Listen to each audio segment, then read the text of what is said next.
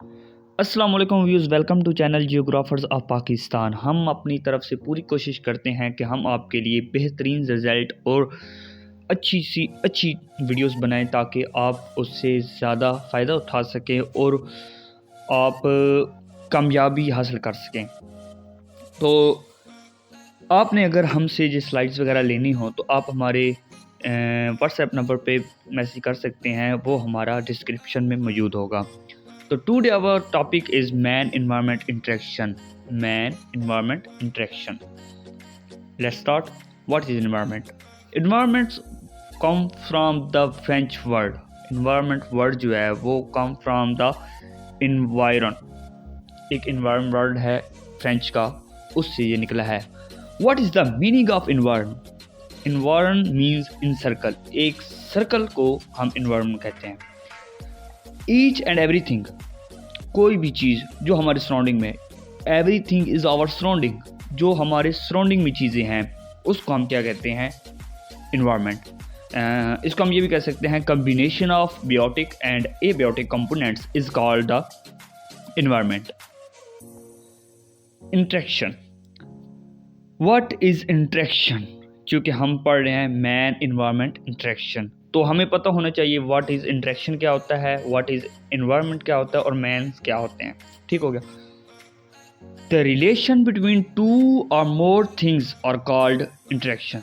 किसी भी दो चीज़ों के दरमियान जो एक इंटरेक्शन होता है, एक ताल्लुक होता है, एक रिलेशन होता है, उसको हम कहते हैं interaction. Man and human interaction, जो इंसान का आपस में इंटरेक्शन होता है उसको भी हम इंटरेक्शन में ले लेते हैं, रिलेशन जो होता है।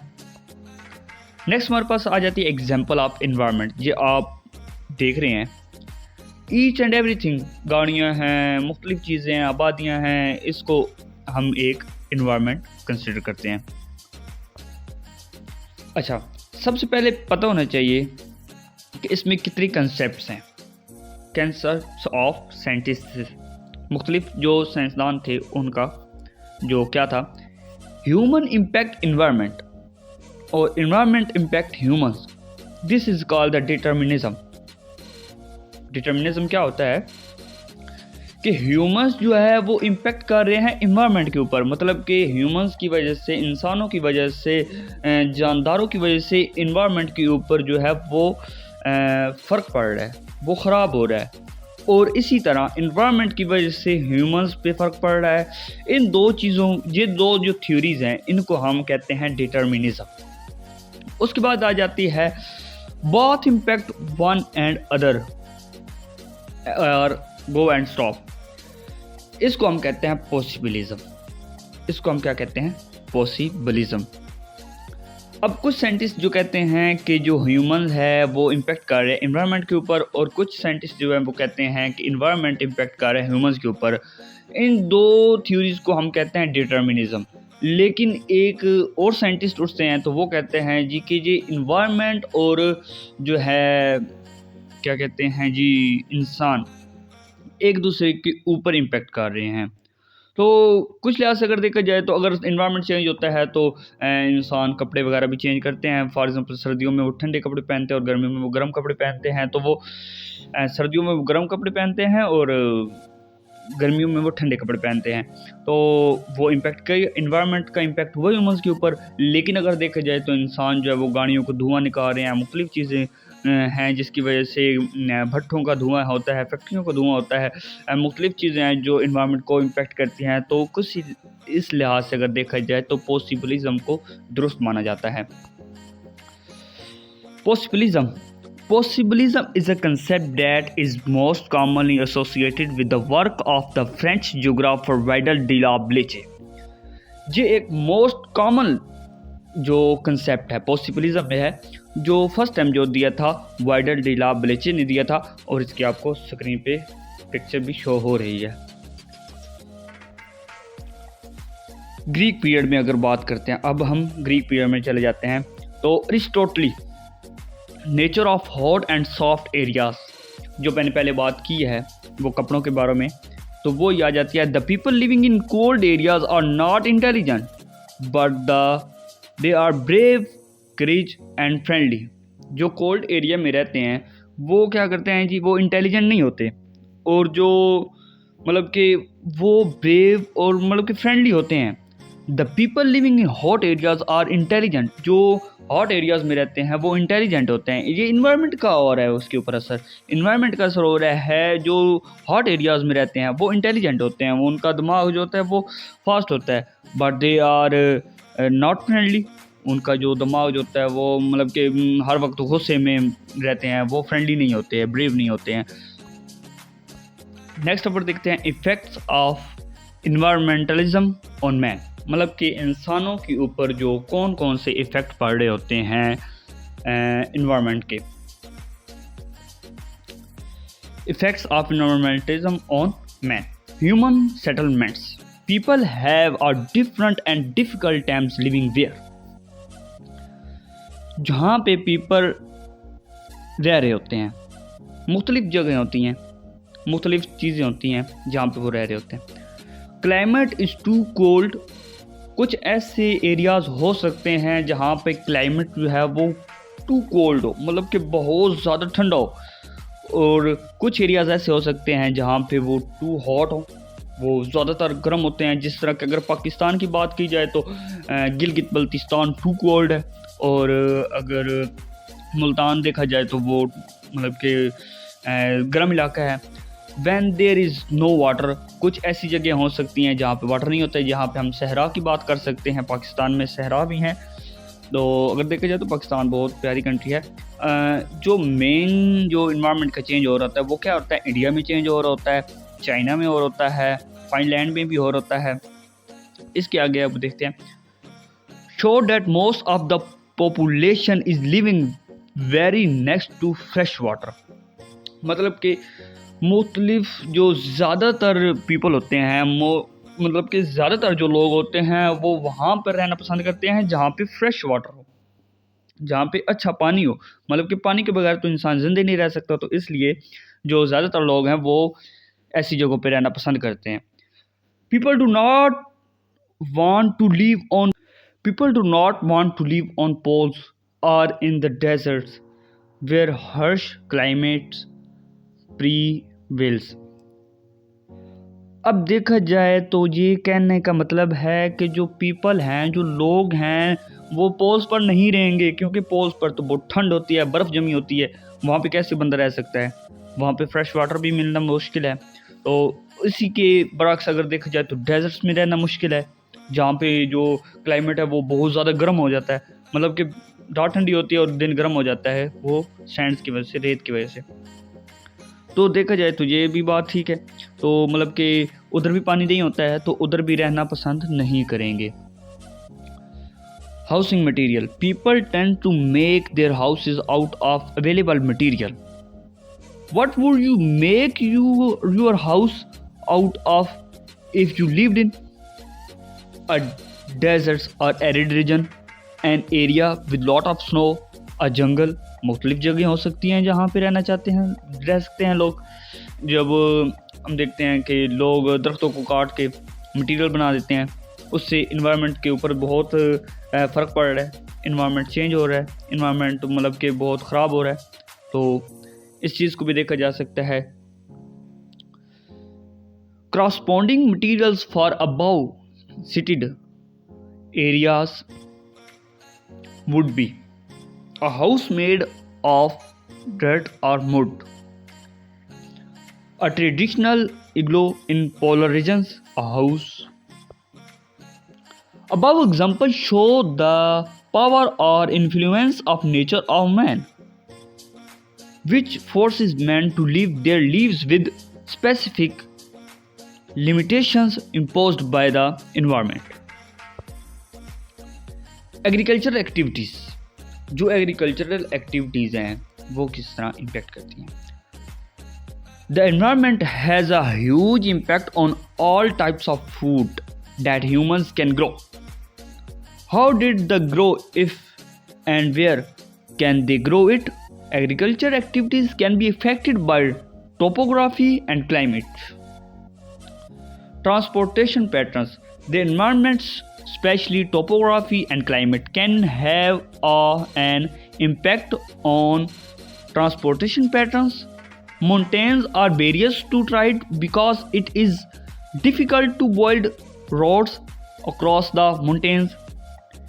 People use rivers and the oceans for transportation routes because boats transport goods more efficiently.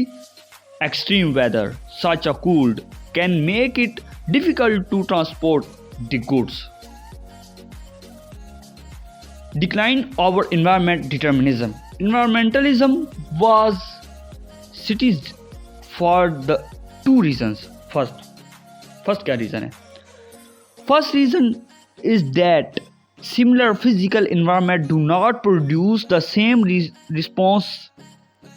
A Mediterranean civilization of Greek and Rome did not develop in similar climate condition in Australia, South Africa or California. और second क्या है? Secondly, although environment influence man, yet man also influence the environment. उसके बाद हम देखते हैं human impact their environment, humans का impact environment के ऊपर. Over population. सबसे पहले अगर देखते हैं तो ओवर पॉपुलेशन है, मतलब कि पॉपुलेशन बहुत ज़्यादा हो जाना और मतलब कि दरख्तों को काटना आगे आएगा आप देखेंगे. और मतलब कि मुख्तलिफ चीज़ें हैं, पॉपुलेशन ज़्यादा हो रही है जिसकी वजह से हमारे इन्वायरमेंट के ऊपर फ़र्क पड़ रहा है. कंट्रोल डेथ रेट, हमने डेथ रेट को कंट्रोल कर लिया है. इसकी रीज़न्स क्या है ना, पॉपुलेशन ओवर पॉपुलेशन की रीज़न क्या है, हमने कंट्रोल डेथ रेट जो है वो कंट्रोल डेथ रेट कर लिया है, मतलब कि डेथ कम हो रही है.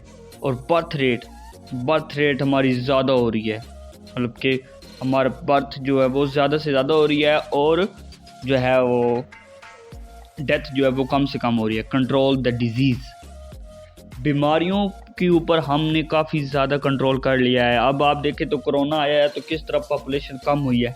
क्यों हुई है? क्योंकि वो डिजीज़ के ऊपर कंट्रोल नहीं हो पा रहा था. तो मेन चीज़ हमारी ये है कि हमने कंट्रोल कर लिया है, डिजीज़ बीमारियों के ऊपर कंट्रोल कर लिया है. इसकी वजह से हमारी पॉपुलेशन जो है वो इंक्रीज़ कर रही है, इस वजह से हम ओवर पॉपुलेशन कह रहे हैं. सेकेंडली पॉल्यूशन, जो हमारा पॉल्यूशन है, इंडस्ट्रीज़ हैं, व्हीकल्स हैं, वेस्ट ऑफ वाटर है, हम वाटर को वेस्ट कर रहे हैं. गाड़ियाँ हैं, व्हीकल जिसको कहते हैं, इंडस्ट्रीज़ हैं जो मतलब कि रोज़ बरोज़ धुआं निकाल रही हैं, व्हीकल्स धुआं निकाल रही हैं. वेस्ट ऑफ वाटर, जो गंदा पानी हम ऐसे ही छोड़ देते हैं, ये हमारे पॉल्यूशन का सबब बनता है. जब ये पॉल्यूशन का सबब बनता है तो क्या होता है कि हमारे इन्वायरमेंट ख़राब हो जाती है. Humanity is continuously polluting indispensable resources like air, water and soil, which requires millions of years to replenish. Global warming is arguably the greatest cause of impact to the environment. जो global warming है वो बहुत बड़ा impact है environment के ऊपर. The largest of cause emitting through CO2, carbon dioxide levels from respiration to more detrimental causes like burning fossil fuels and deforestation. मतलब कि जो CO2 है वो हमारी बढ़ रही है, वो इंक्रीज़ कर रही है, जिसकी वजह से हमारे इन्वायरमेंट के ऊपर असर पड़ रहा है. क्या मेन चीज़ है कि ये हम दरख्त काट देते हैं, फॉसल फ्यूल जला देते हैं, जिसकी वजह से हमारे इन्वायरमेंट के ऊपर जो कार्बन डाइऑक्साइड है वो ज़्यादा असर कर रही है. दरख्त क्या होते हैं कि वो ऑक्सीजन खारिज करते हैं और कार्बन डाइऑक्साइड जो है वो जज़्ब कर लेते हैं. वाई? तो मतलब कि जब वो हम काट देंगे तो वो कार्बन डाइऑक्साइड जज़्ब नहीं करेंगे, नहीं इनहेल करेंगे, तो ज़ाहिर सी बात है वो बढ़ेगी. Climate change is closely connected to historical development of industries and technology. As global temperature increase, Earth's weather patterns will change. Evidence is maintaining that poor air quality and rising temperature are running decade ecosystem, even leading to increased asthma and cancer rates in humans. Genetic modification. Genetically modification organisms have been a major contributor to survival and property of humans.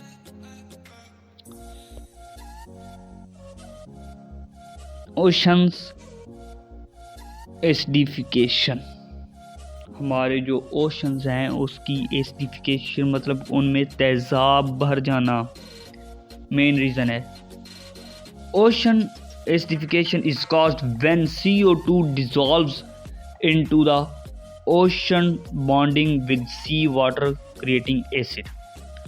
Ocean acidity हमारे पास जो है वो by 30% in the last 2 years थी, 200 years थी, according to analyse जो हमने analyse किया था.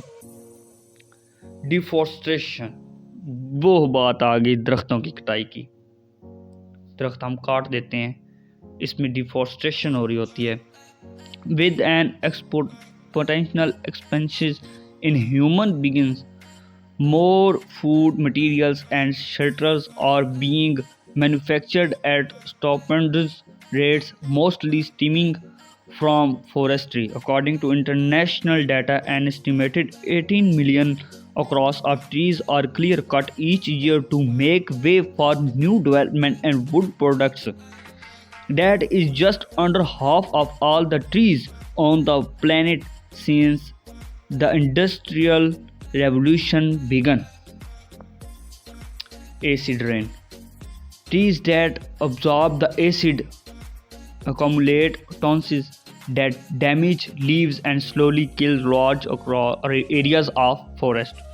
When humans burn coal, sulfur dioxide, and nitrogen oxide are released into the atmosphere where they rise up and accumulate in the cores until the cores become shuttered and rain acid causing havoc on the ground beneath. Ozone depletion. What is ozone depletion? Ozone depletion. The ozone layer is renewed for its ability to absorb harmful ultraviolet rays that would otherwise be detrimental to the health of all walks of life. Without an ozone layer, walking outside would be unbearable. Ozone is made up of three bounded oxygen that float up to the stratosphere where they absorb a substantial amount of ultraviolet radiations.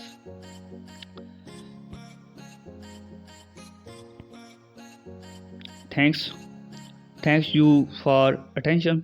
आपने attention की, हमारी जो video सुनी. तो अगर आपको किसी चीज़ पे समझ ना आई हो, कोई चीज़ पल्ले ना पड़ी हो, तो आप हमें व्हाट्सएप करके आप स्लाइड्स भी ले सकते हैं. तो वीडियोस अगर अच्छी लगी है तो लाइक एंड शेयर लाजमी कर दीजिएगा ताकि आपका और आगे वाले लोग जो हैं वो उनका फ़ायदा हो सके. तो आपसे गुजारिश है कि लाइक कर दीजिएगा. अस्सलाम वालेकुम.